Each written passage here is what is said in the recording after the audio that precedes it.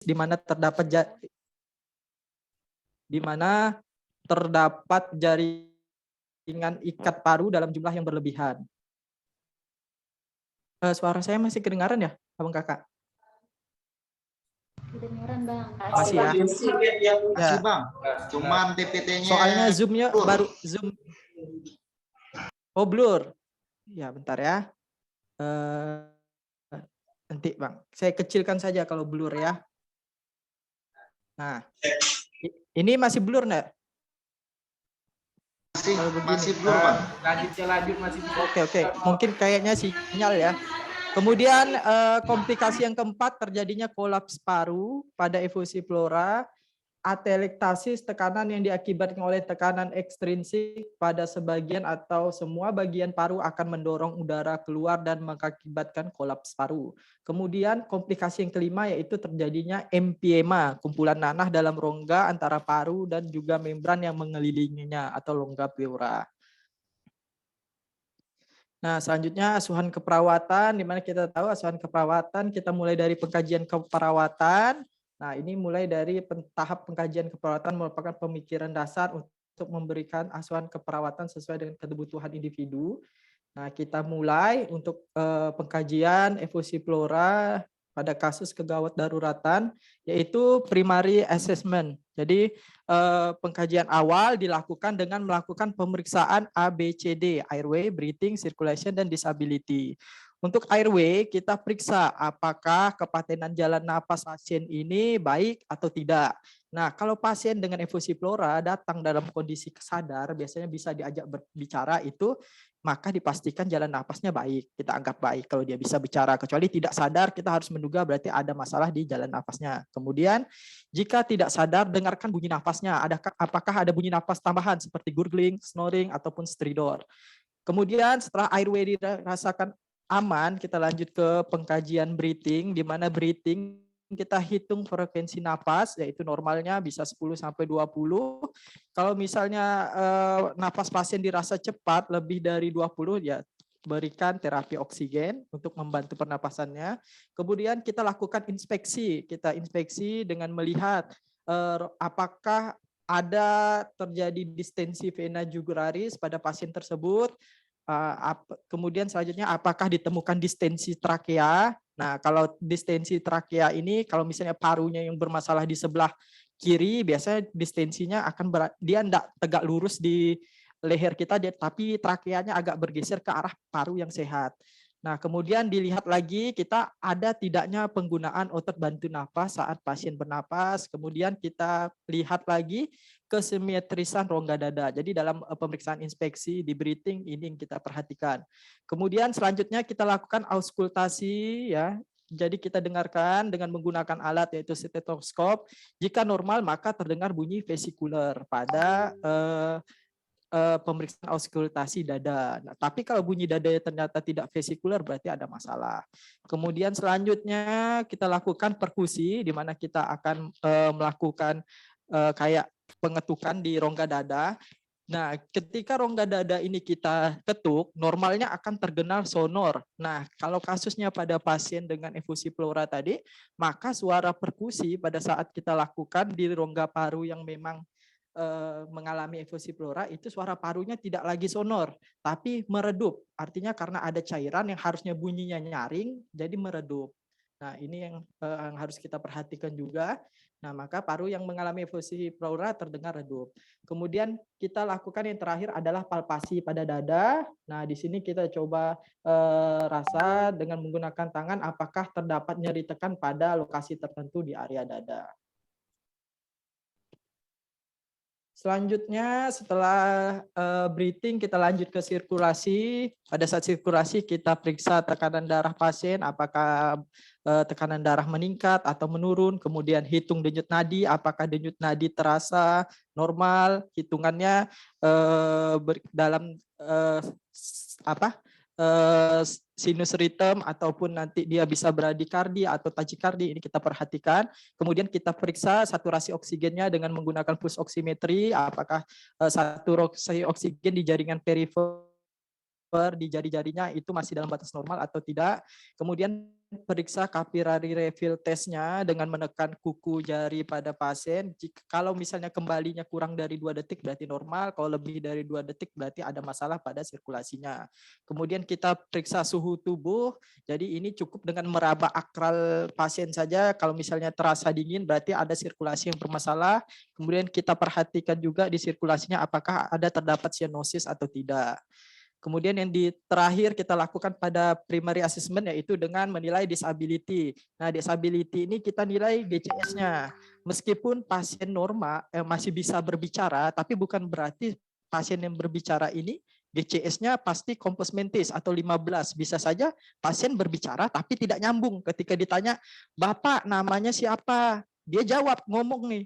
Berarti jalan napasnya bagus, tapi apa yang ditanya beda dengan yang dijawab, berarti nilai GCS-nya kurang dari 15, berarti tidak compos mentis, artinya ada penurunan tingkat kesadaran.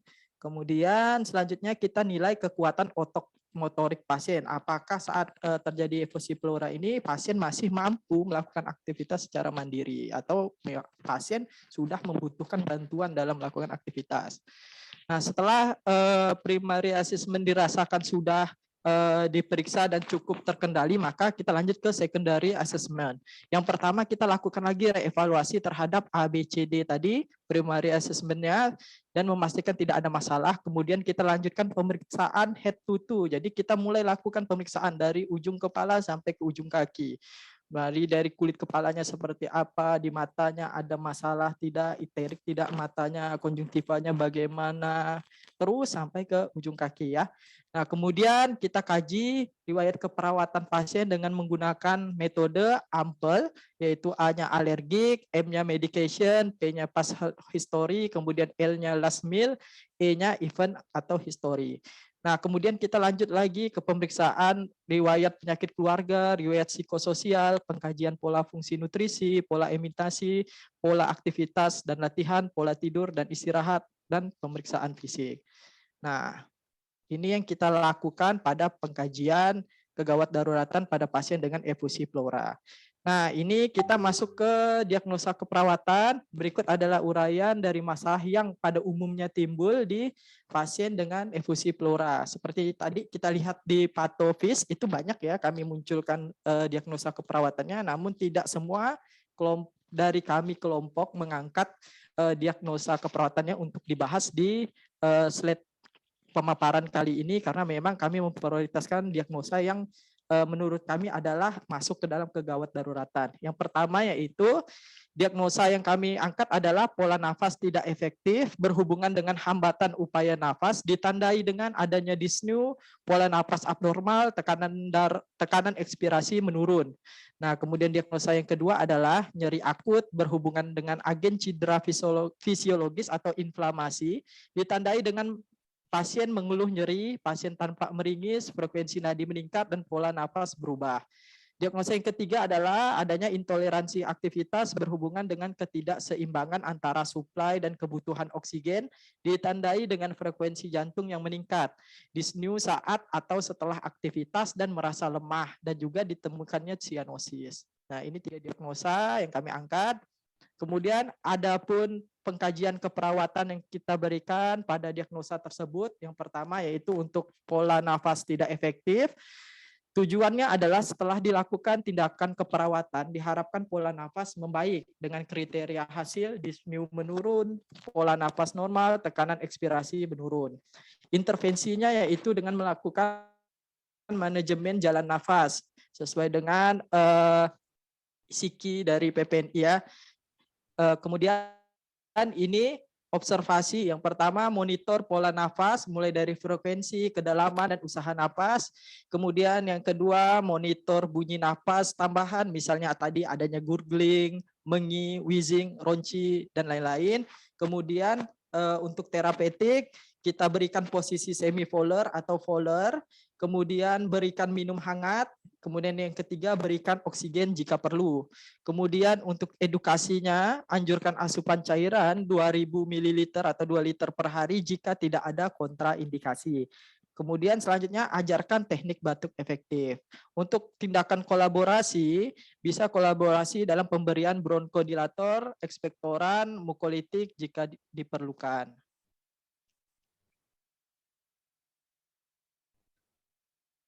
Selanjutnya untuk diagnosa yang kedua yaitu nyeri akut berhubungan dengan agen cedera fisiologis atau inflamasi. Tujuannya adalah setelah dilakukan tindakan asuhan keperawatan diharapkan nyeri menurun dengan kriteria hasil, keluhan nyeri menurun, kemudian frekuensi nadi normal, meringis menurun, pola nafas normal. Kemudian intervensinya yaitu pemberian analgetik. Nah, tindakan observasi dari kita adalah identifikasi karakteristik nyeri dengan menggunakan PQRST. Kemudian kita lakukan identifikasi riwayat alergi obat. Kemudian identifikasi jenis kesesuaian analgetik sesuai tingkat keparahan nyeri. Kemudian lakukan monitor efektivitas analgetik setelah dilakukan pemberian. Nah, selanjutnya untuk tindakan terapeutik, diskusikan jenis analgetik yang disukai untuk mencapai analgesia normal. Jadi bisa jadi mungkin pasien ini sebelumnya sudah terdiagnosa dan sudah pernah mengkonsumsi analgetik tertentu dari dokter. Jadi ketika pasien itu masuk lagi ke rumah sakit karena mungkin penyakit yang berulang, nah mungkin saja pasien bisa kita tanya analgetik yang lebih disukai yang biasanya diminum, yang lebih enak dan cepat meringankan rasa nyeri apa.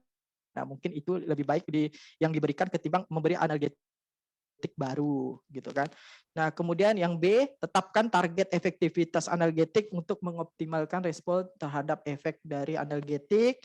Kemudian selanjutnya dokumentasikan respon terhadap efek analgetik dan efek yang tidak diinginkan.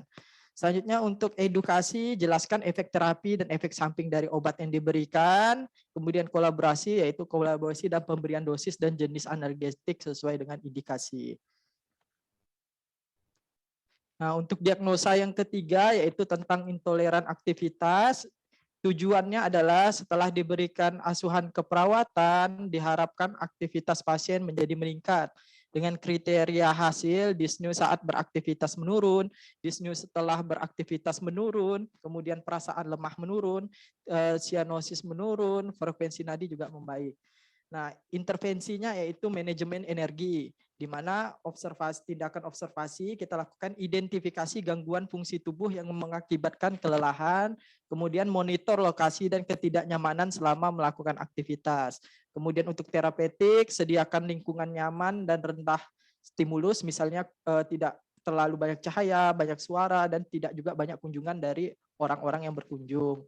Kemudian fasilitasi duduk di sisi tempat tidur jika pasien tidak dapat berpindah atau berjalan secara sendiri. Kemudian lakukan edukasi, anjurkan tirah baring, anjurkan melaksanakan aktivitas secara bertahap, dan anjurkan menghubungi perawat jika tanda dan gejala kelelahan tidak berkurang. Nah, selanjutnya untuk implementasi. Nah, implementasi keperawatan merupakan bentuk pelaksanaan tindakan dari intervensi yang sudah kita rencanakan tadi. Nah, nanti intervensinya akan dijalankan sesuai dengan kondisi pasien yang ditemukan. Kemudian setelah dilakukan implementasi, jangan lupa melakukan evaluasi terkait dengan hasil implementasi yang sudah dijalankan, apakah terjadi respon yang membaik atau tidak adanya respon perubahan dari pasien. Nah, mungkin sekian dari kami, pemaparan dari kelompok kami. Mungkin selanjutnya saya akan kembalikan kepada moderator. Sebelumnya saya ucapkan terima kasih atas perhatiannya dari kawan-kawan dan juga Bapak Raju selaku dosen mata kuliah. Saya kembalikan jalannya diskusi ke moderator. Terima kasih.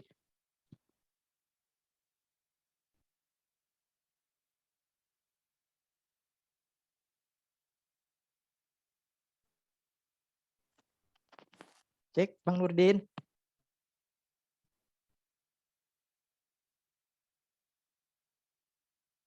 Oh ya, sekian pemaparan tentang aspek kegawat darurat respiratori yang bertemakan tentang efusi pleura.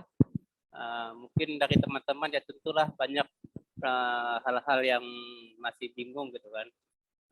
Tidak hal yang perlu diskusikan ya, saya harap adalah pertanyaan dari kawan-kawan gitu kan. Ya, mungkin dipersilakan bagi kawan-kawan yang ingin bertanya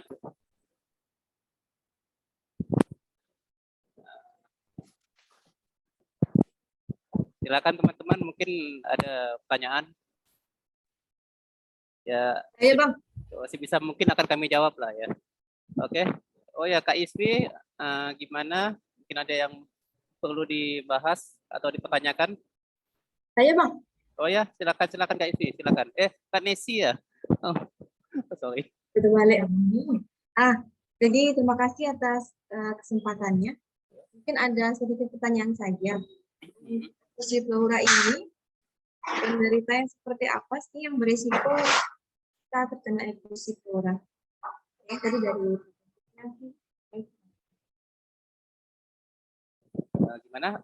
Mungkin tahu saya ulang kali ya. Mungkin Ya. seperti ini ya. Ini kan tadi sudah dijelaskan tentang efusi pleura. Mungkin dari Kak Nesi ini yang dipertanyakan tuh kriteria atau penderita seperti apa yang lebih berisiko terindikasi atau yang berisiko terkena efusi pleura gitu ya. Ya, tepat sekali Bang. Oke, mungkin ada yang bisa jawab atau Bang Nurdian. Oke, atau gini kali ya, mungkin ini ya pengetahuan kita lah ya. Biasa sih yang kalau kita harus ketahui dulu ini penyebabnya sih yang paling sering kan adanya infeksi virus ya, seperti pneumonia. Kadang yang di rumah sakit itu yang paling sering terjadi itu kadang ada pasien gagal jantung kan. Kadang gagal jantung tuh kadang pasien dengan gagal jantung tuh kadang terindikasi juga ini efusi pleura. Karena dari faktor resikonya ya yang saya baca ya, faktor resiko yang meningkatkan seseorang mengidap efusi pleura itu diantaranya memiliki riwayat tekanan darah tinggi, penderita yang riwayat dengan merokok, mengkonsumsi minuman beralkohol, atau terkena paparan debu abses.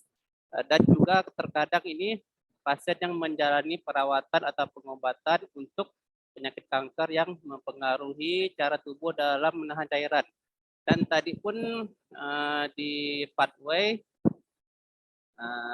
kalau dari pathway ini penderita yang lebih berisiko yaitu pasien dengan gangguan ginjal, tumor apa nih, tidak kelihatan menarik, tumor mediastinum ya, terus pasien dengan infeksi, pasien dengan sindrom vena cava superior, terus penderita dengan tuberkulosis, penderita dengan pneumonia, penderita dengan brexestasis, abses amuba, tidak begitu nampak.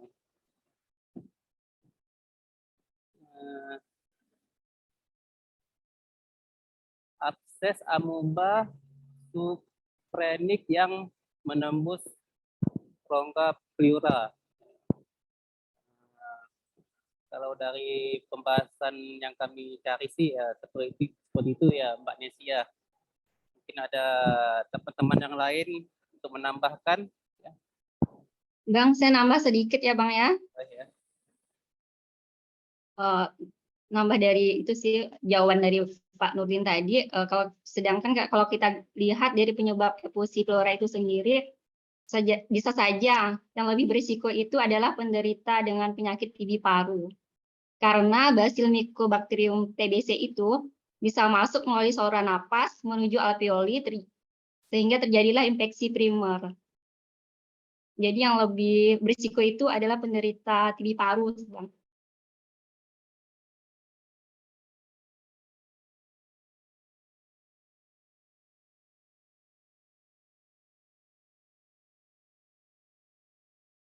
Mana Kak, cukup Kak? Kak Yusri? Iya, udah cukup tambahannya. Nambah aja sih sedikit. Oh, ya. Oke, gimana Kak Nesi? Mungkin kira-kira Cukup, Bang. Oh ya, cukup ya. Berarti memang banyak berisiko pada pasien TB. Di sini juga iya sih, pasien kita banyak pasien TB yang berkelanjutan pada saat dicek dia tidak TB lagi setelah selesai pengobatan kan. Tapi pleura.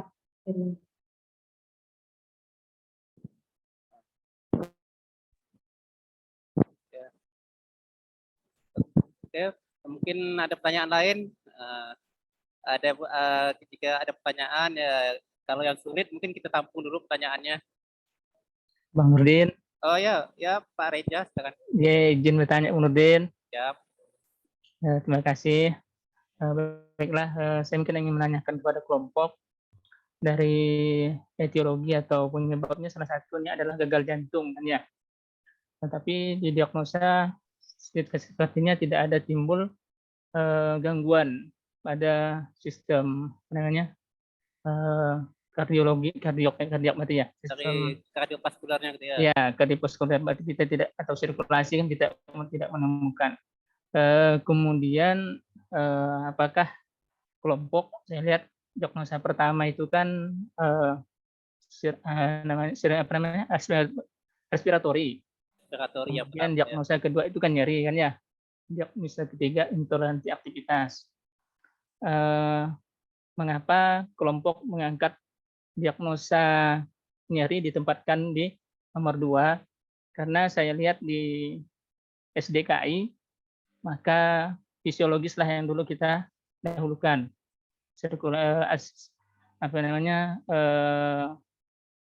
Intoleransi aktivitas dulu, baru ke nyeri. Kalau nyeri itu kan sudah persepsi. Nah, seperti itu mungkin, Bang Nurdin. Terima kasih, Bang Nurdin.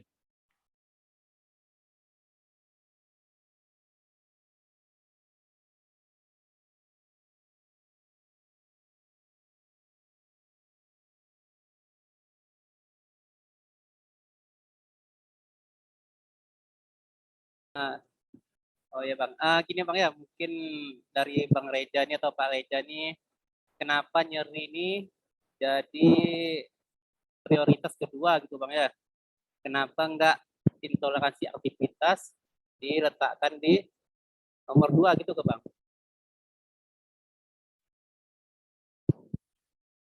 Nah, karena kan kalau kita lihat di STK itu kan intoleransi aktivitas itu kan masih masuk ke fisiologis, sedangkan nyeri sudah masuk ke psikologis. Kemudian yang ke pertanyaan kedua, salah satunya penyebab dari efusi pleura itu kan adalah gagal jantung.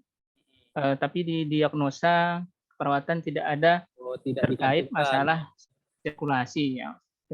Itu aja Bang Nurdin. Terima kasih Bang Nurdin. Atau mungkin kita tampung dulu kali ya kawan-kawannya. Yeah. Mungkin dari kawan-kawan ini, kawan-kawan kelompok, mungkin sudah ada gambaran dari pertanyaan Pak Reja ini.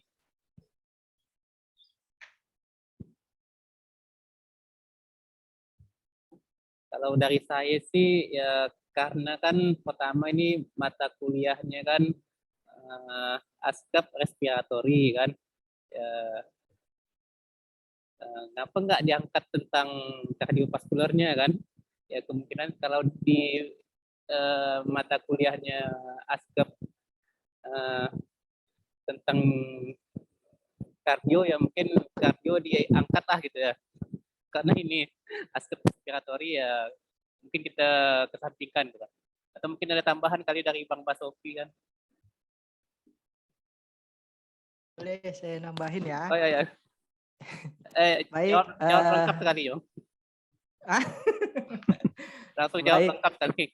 Baik Bang Reja, jadi ini pertanyaan Bang Reja memang betul sekali ya. Kenapa sih ada penyebabnya yaitu gagal jantung salah satunya, tetapi kok tidak diangkat diagnosa tentang misalnya sirkulasi, penurunan curah jantung dan segala macam yang berhubungan dengan gagal jantungnya.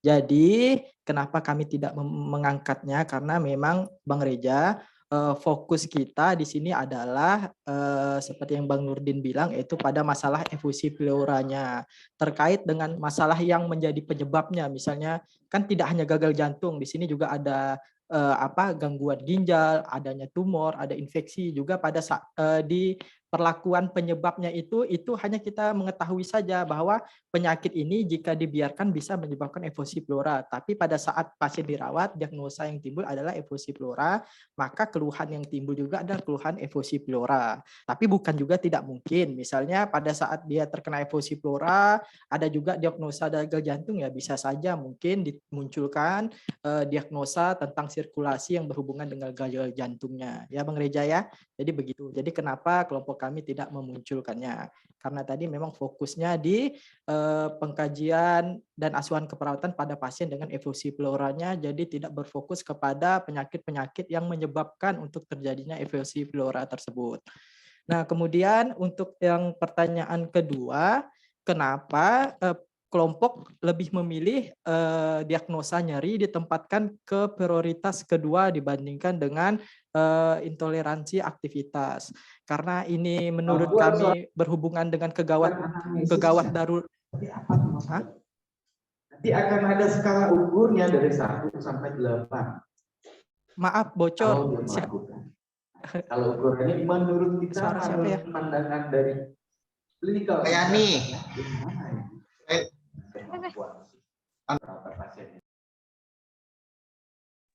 Oke, sudah ya, maaf ya teman-teman ya.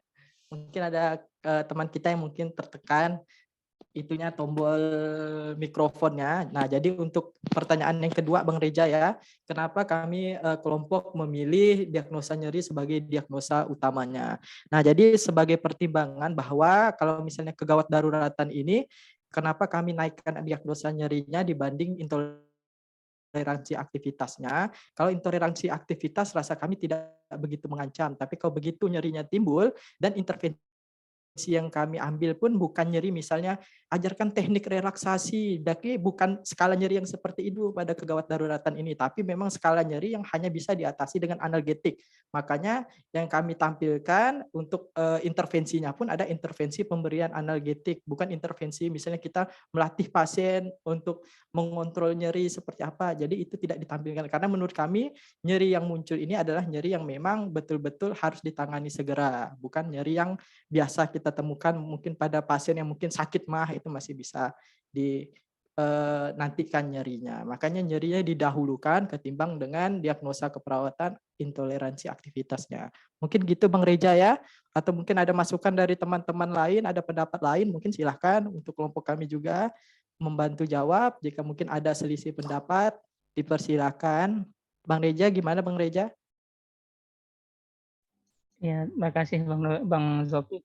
Memang tadi kan memang itu yang saya tanyakan kan apa namanya, berarti kita bisa pindah ke konsep, berarti kan berarti kita tidak terfokus ke fisiologis, karena di fisiologis di SDK itu kan terdapat aktivitas dan istirahat, sedangkan psikologis itu baru terdapat diagnosa nyeri. Seperti itu Bang Nurdin. Terima kasih Bang Nurdin penjelasan Bang Nurdin. Bang Zoki, sorry. Makasih juga Bang Reja. Ini menjadi catatan pada saat kami.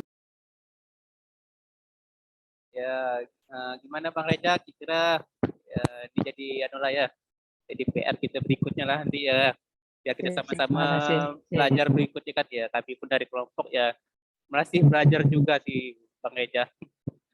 Ya, mungkin dari teman-teman yang lain ada tambahan lah, mungkin sebagai ilmu kita sama-sama lah kan. Izin Bang. Ya. Saya kan berdasarkan pengalaman di ruangan itu kalau pasien dengan evolusi pleura itu lebih ke tanda gejala yang dikeluhkan pasien itu sesak yang meningkat gitu Bang, bukan nyerinya, karena kalau nyeri itu habis pasca melakukan tindakan pengeluaran cairan biasanya. Menurut saya sih kalau di lapangan sih begitu. Kalau teori sih mungkin yang mengangkat nyerinya itu mungkin telah terjadi komplikasi dari evolusi pleuranya, baru terjadi petalektasis gitu. Itu ya Bang, menurut saya. Makasih Bang. Ya, betul Kak Nur Ayu. Jadi memang yang didahulukan diagnosa utamanya adalah terkait dengan sesak nafasnya. Maka tadi diagnosa utama yang diangkat adalah perubahan pola nafas ya, atau gangguan pola nafas. Nah, jadi seperti gitu ya, Kak Ayu ya. Untuk nyerinya di diagnosa setelahnya.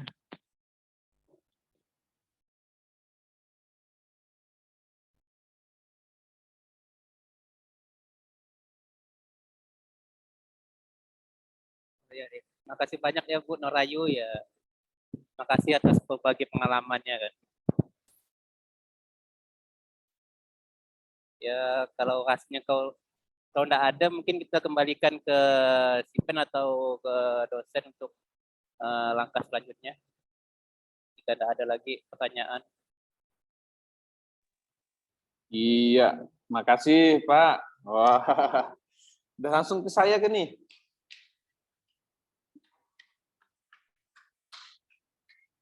Kita Ya, Pak, Pak, langsung ya Pak.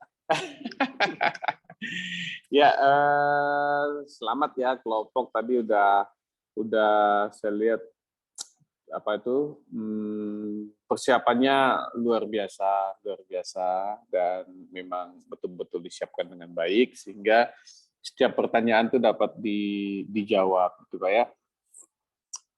Selanjutnya saya ingin berbagi sama teman-teman semua. Apakah semua teman-teman sudah pernah merawat pasien dengan efusi pleura? Ayo Pak. Belum, Pak. Yang puskesmas kali ya. Kalau saya di ruang Ya, isolasi betul, sering Pak hari. Sering ke Bu? Sering Pak. Isolasi Bu. banyak, Pak. Bu apa nih Bu? Ayo Pak, ayo.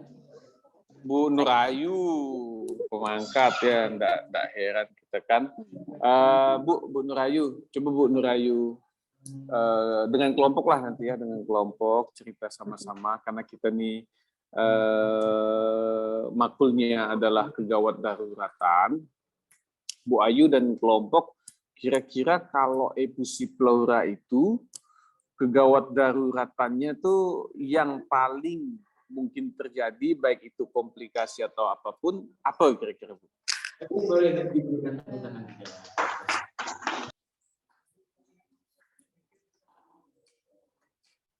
Apa kelompok boleh kelompok, silakan kelompok.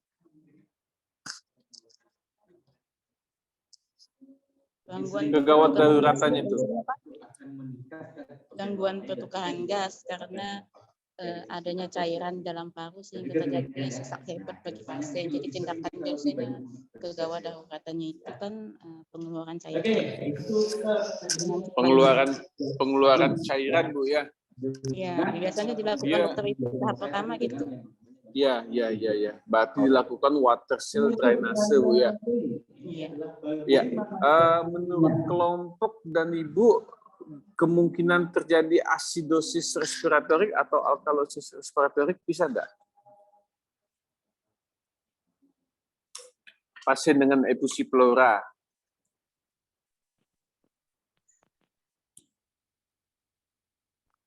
Kemungkinan bisa, Pak. Alasannya Pak Sopi? Jika mungkin tekanan paru-paru yang tadi harusnya tekanan oksigennya itu berada dalam batas normal gitu kan.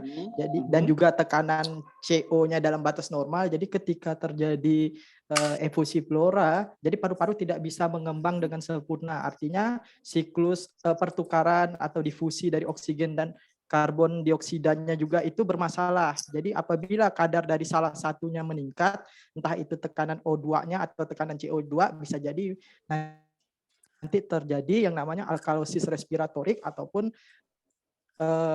asidosis respiratorik. Iya, berarti harus ditegakkan dengan pengambilan sampel darah untuk analisa gas darah ya, Pak Sopi ya. Ya, siap Pak. Ya betul Bapak Ibu. Jadi yang paling dekat tuh memang yang itu dia.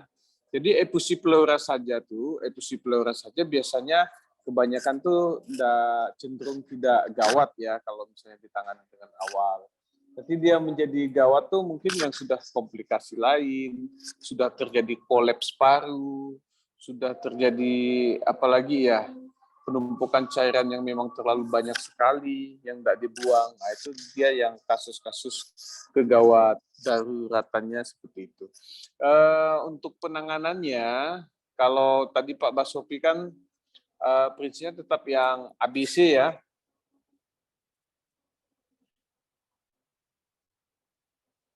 Pak, untuk pengkajiannya tetap ABC, Pak.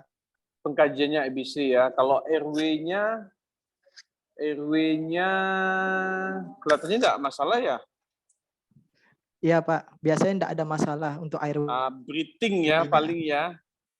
Breathing, Iya, ekspansi paru tidak Pak. maksimal, terus friction rub atau nyeri pada saat menarik napas, terus perkusi Redup Pak. Harusnya Redup, ya. normalnya sonor. Ya, redup pada daerah yang memang ada terendam cairan ya, Pak ya. Ya, terus apalagi ya? Nyeri pasti ya, nyeri ya. Iya, nyeri pasti. Kita lanjut ke, itu nanti data fokusnya Bapak Ibu. Data fokusnya yang untuk mengangkat diagnosa. Untuk mengangkat diagnosa ya. Ada tadi breathing-nya, mungkin polanya berubah jadi tidak normal, bisa jadi tahipnu atau beradipnu karena nyeri pada dinding dada dan nyeri pada bagian pleuranya itu, nyeri pleuritik ya, nyeri pleuritik. Terus apalagi pola napasnya karena hambatan dalam menarik napas. Terus apalagi data fokusnya ya, perkusi dullness ya karena ada cairan, palpasi, perkusi, auskultasi, mungkin ada suara napas tambahan ada kali ya biasanya ya? Ada Pak. Ada, ya ditambah nanti kalau data-data ada kasus-kasus sampai terjadi asidosis atau alkalosis respiratori. Untuk diagnosanya tinggal Bapak Ibu sesuaikan, lihat STKI-nya. Lihat STKI-nya yang cocok tuh, yang paling mendekati mungkin satu itu apa? Pola nafas tidak efektif. Ya, karena hambatan dalam ekspansi paru. Ada tuh kalau tidak salah di SDKI, ada ya. Ya nyeri karena bernapas karena nyeri pleuritik itu. Terus apalagi ya? Gangguan pertukaran gas, bisa nggak gangguan pertukaran gas? Itu mempengaruhi sampai ke proses difusi O2 dan CO2 ada kalau efusi pleura itu, Pak? Iya. Ya Pak. Ya. Iya ya. Berarti gangguan pertukaran gas di alveolus. Bisa ya, berarti 2 diagnosa, bersihan jalan napas, nanti tergantung data fokus yang didapat. Berarti 2 diagnosa udah pasti. Nyeri pasti ya, karena biasanya itu disertai dengan nyeri pleuritik. Terus apalagi ya? Nah, itulah mungkin. Sekarang pertanyaan saya, untuk posisi yang paling nyaman untuk mengurangi nyeri kalau pasien pleuritik ini gimana Pak? Kelompok. Semi-fowler lebih baik. Semi-fowler atau fowler? Bisa semi fowler, bisa fowler, asal tidak baring. Asal tidak baring ya. Baring itu kan nanti kita juga lihat setelah dipasang WSD. Terus dibahas nggak tadi tentang WSD-nya Pak? Nggak ada ya? Tidak dibahas Pak, hanya dimunculkan pemeriksaan tindakan dilakukan ya, cuma tidak dibahas mendalam tentang bagaimana dilakukannya WSD-nya Pak. Oh ya, oke. Berarti nanti boleh di makalahnya tuh tentang perawatan WSD ditambahkan. Perawatannya ya, perawatan WSD, karena ini efusi pleura, terus nanti cari kalau misalnya ada kasus-kasus efusi pleura, kalau dekat dengan alkalosis atau asidosis, bagaimana penanganannya. Karena gawat daruratnya di situ. Gawat daruratnya itu di situ. Kalau saya tidak salah ya, kalau saya tidak salah. Terus mungkin juga gawat darurat yang lain, bisa terjadi tension pneumotorak nggak kira-kira tuh ya? Akibat pleuritis, akibat efusi pleura. Nah, nanti dicari ya Pak ya, dicari ya, karena gawat darurat paru itu paling itu ya, tension pneumotorak, terus acidosis atau alkalosis respiratorik gitu. Biar nanti enggak sama askep efusi pleura yang KMB dengan dimakul gawat darurat napas. Itu Pak ya. Nanti tindakannya silakan disesuaikan. Iya. Saya rasa hanya itu Bapak Ibu, nanti mudah-mudahan semakin menambah beban buat kelompok karena kita tuh diwajibkan untuk membebani mahasiswa dengan tujuan supaya tambah pintar. Gitu ya, saya kembalikan ke kelompok dan si Pen.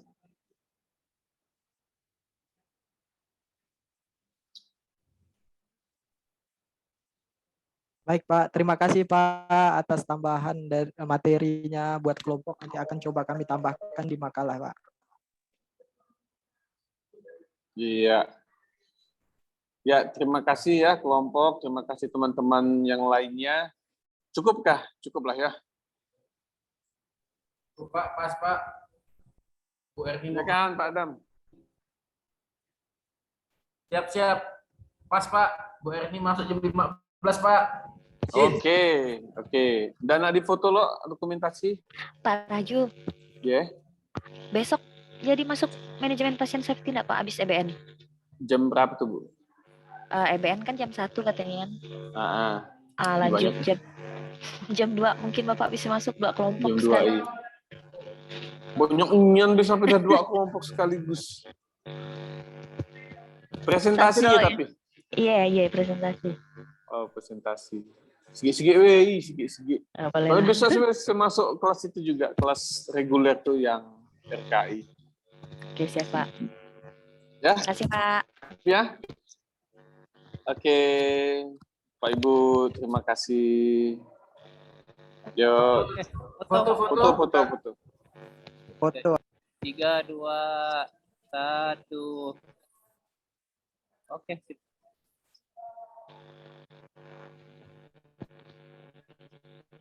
Makasih Pak Raju. Sama-sama.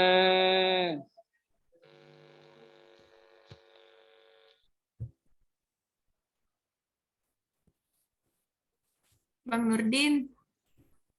Izin Lip ya, mau masuk kerja. Oh, iya. Nyambung lagi nih. Jam 15 Bang Adam. Ada Jam gitu 15. materi apa hari itu? Enak pindah tempat lo. Matkul apa hari itu kawan-kawan? Jam 3 Kak Ria. Nanti boleh Bu Erni ya. Metodologi penelitian. Metodologi Bang Nurdin, penelitian. linknya tetap di situ aja atau gimana? Pindah ya. Pindah ya? Pindah. Soalnya link same gitu kayaknya. Kami.